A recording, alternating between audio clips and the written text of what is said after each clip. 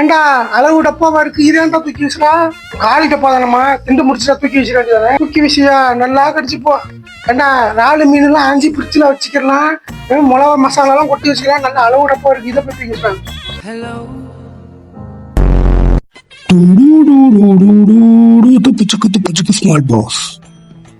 வணக்கம் மக்களே, நான் உங்கள் நடிப்பு கிறுக்கன் டாக்டர் தவாகர் பேசுறேன். இப்போ வந்து தனுஷ் சார் நடித்த 3 மூவிலேருந்து ஒரு பெர்ஃபார்மன்ஸ் வந்து பண்ண போறோம். இப்போ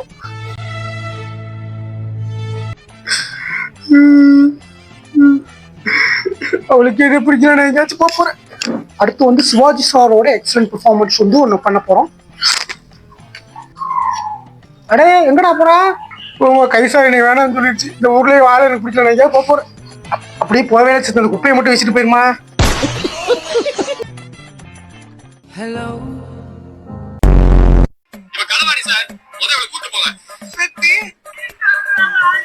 என்ன போன் பாட்டுக்கு தனியா ஓடிக்கிட்டு இருக்கு. பட் இவ்வளோ போயிட்டு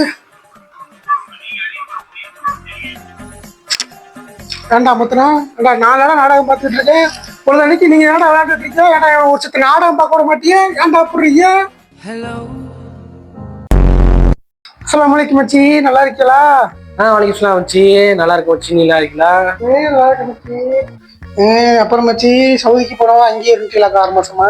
ஆமா மச்சி, உம்ராக்குன்னு போனது. அவன்லாம் இங்க இருக்கான்னு சரி அப்படியே இருந்துட்டு வந்தாச்சு. ஆமா, எல்லாரும் தான் போறா. அந்த பாத்துமாமி வீட்டு மருமகளையும் மாப்பிள்ளை இருக்கானா.